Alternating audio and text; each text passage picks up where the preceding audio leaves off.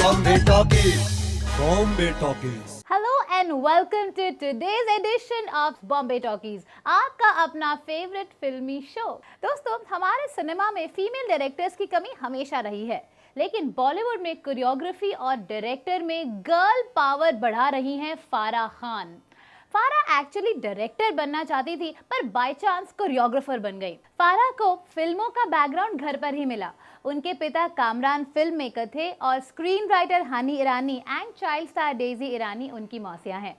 फारा ने बचपन से तो डांस नहीं सीखा, लेकिन उनके कोरियोग्राफर बनने का श्रेय pop star icon God Michael Jackson को जाता है। अब विचार तो ये आता है कि इतने बड़े पॉप स्टार का तब फारा या बॉलीवुड से क्या रिश्ता हो सकता है। तो हुआ यूं कि जब फरहा मुंबई के सेंट जेवियर्स कॉलेज में सोशियोलॉजी पढ़ रही थी, तब माइकल जैक्सन का फेमस वीडियो थ्रिलर टेलीकास्ट होता था, जिसे देखकर फरहा इतना प्रभावित हो गई कि पहले कभी डांस ना सीखते हुए भी डांस को उन्होंने अपना वोकेशन बना लिया, प्रैक्टिस शुरू की और अपना ग्रुप भी बना लिया। उनका फिल्मों में कोरियोग्राफी शुरू करना भी एक इत्तेफाक था। उस वक्त की बात है जब जो जीता वही सिकंदर बन रही थी और टॉप कोरियोग्राफर सरोज खान ने किसी कारणवश फिल्म छोड़ दी। तब फराह को कोरियोग्राफी करने का मौका मिला। फराह शाहरुख से कभी हाँ कभी ना के सेट्स पर मिली थी और अपने करियर की बड़ी फिल्में उन्होंने शाहरुख के साथ ही बनाई। फारा खान को मॉनसून वेडिंग, बॉम्बे ड्रीम्स और वैनिटी फेयर में अपने काम के लिए 2004 में Tony Awards as best choreographer के लिए नॉमिनेट किया गया था। बॉलीवुड डांसिंग को एक अलग फॉर्म बनाने में फरहा का काफी योगदान है। ऋतिक रोशन को एक बेहतरीन डांसर की इमेज देने में उनकी पहली फिल्म के किलर स्टेप्स फरहा की ही देन है। Farah Colombian pop star Shakira को भी ट्रेन कर चुकी हैं उनके super hit number hips don't lie के बॉलीवुड वर्जन के लिए। काइली मिनोग जब भारत आई तो शिगी विगी पर थिरकने के लिए फरहा ने ही उन्हें ट्रेन किया। फारा ने 5 बार फिल्म फेयर अवार्ड जीता है और बेस्ट डायरेक्टर के लिए नॉमिनेटेड होने वाली सिर्फ दूसरी महिला हैं। हमारी इंडस्ट्री की कुछ ही फीमेल डायरेक्टर्स कोरियोग्राफर्स में से एक फराह खान की बात हो रही है। एज अ डायरेक्टर फराह की पहली फिल्म है मैं हूं ना, जिसे शाहरुख खान की कंपनी रेड चिलीज एंटरटेनमेंट ने प्रोड्यूस की। फराह का लैविश कॉमिक स्टाइल उनकी पहली फिल्म से ही दिखने लगा था, खासकर गानों को पिक्चराइज करने का उनका अंदाज, जिनका लुक और फील ब्रॉडवे म्यूजिकल से इंस्पायर्ड लगता है। मैं हूं ना एक एंटरटेनिंग फिल्म थी जिसके गीत काफी पॉपुलर हुए। शाहरुख खान को पहली बार 6 पैक एब्स में पेश करने का श्रेय फराह खान को ही जाता है और ये हुआ उनकी दूसरी फिल्म ओम शांति ओम से। एक कॉमिक मसाला थ्रिलर ओम शांति ओम से दीपिका पादुकोण को एक धमाकेदार डेब्यू मिला और ओम शांति ओम उस साल की सबसे बड़ी ग्रॉसर्स में से एक रही। 30 मार खान 2012 में आई उनकी तीसरी फिल्म थी एज अ डायरेक्टर। ये फिल्म कुछ खास तो नहीं कर सकी, पर इस फिल्म से फराह ने हमें chart busting party anthem item number दिया। ऐसा आइटम नंबर जिसकी पॉपुलैरिटी ने कैटरीना कैफ को एक अलग पायदान पर खड़ा कर दिया। ये आइटम सॉन्ग है शीला की जवानी, जिसे अभी भी याद किया जाता है। फराह ने कोरियोग्राफी और डायरेक्शन के साथ साथ एक्टिंग डेब्यू किया none other than Sanjay Leela Bhansali production, जो उनकी बहन बेला भंसाली ने डायरेक्ट किया। कोरियोग्राफी और डायरेक्शन तक तो ठीक है, पर मंझे हुए एक्टर बमन ईरानी के साथ डेब्यू के लिए फराह को अपनी एक्टिंग स्किल्स को थोड़ा और होन करना चाहिए था, थोड़ी और मेहनत और तैयारी के साथ आना चाहिए था।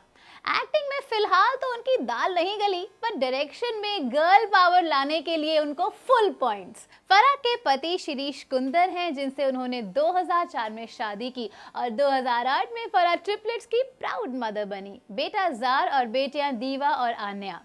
अब आजकल फराह अपने एक और अवतार में काफी पॉपुलर हैं एज अ रियलिटी शो जज। Wow, that's girl power. Actor, choreographer, साथ ही wife, mother and reality show जज। वाओ। डायरेक्शन में अगर पावरफुल फीमेल वॉइसेस की बात करें तो Aparna Sen is a very strong presence.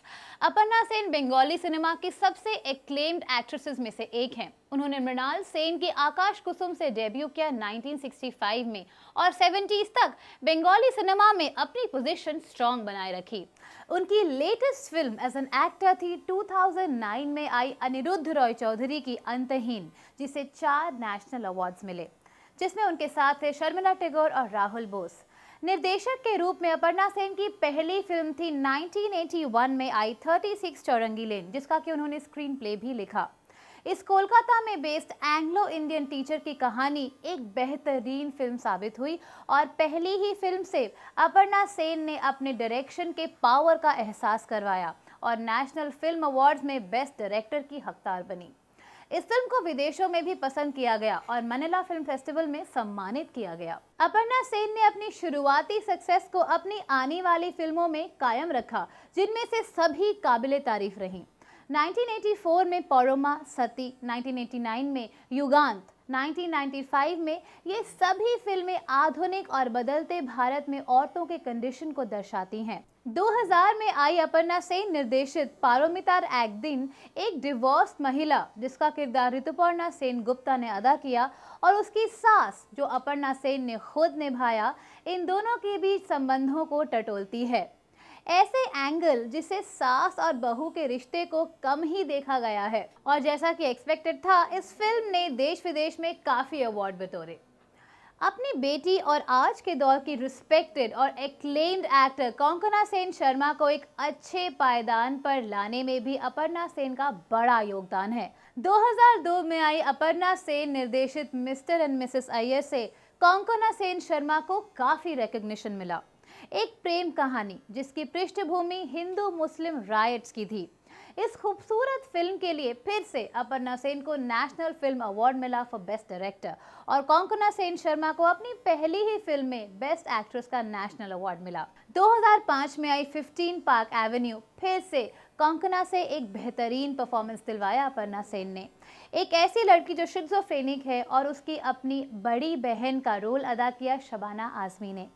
Japanese wife भी उनकी ग्रेट फिल्म्स में से एक है, जिसमें राइमा सेन ने अपने करियर का बेस्ट परफॉर्मेंस दिया और एक उम्दा कलाकार के रूप में उन्हें पहचान मिली। अपर्णा सेन ने अपनी फिल्मों में औरतों के रिश्तों के उन डायमेंशंस को एक्सप्लोर किया है जो आमतौर पर पॉपुलर सिनेमा या मीडिया में देखने को नहीं मिलते। जावेद अख्तर और हनी ईरानी से मिले इंटेलेक्चुअली रिच वातावरण में पली बढ़ी जोया अख्तर शुरू से ही पढ़ाई लिखाई में होशियार थी। उन्होंने छोटे छोटे रोल से फिल्मों में शुरुआत की। उनका पहला ऐसा रोल था मीरा नायर की कामसूत्र में।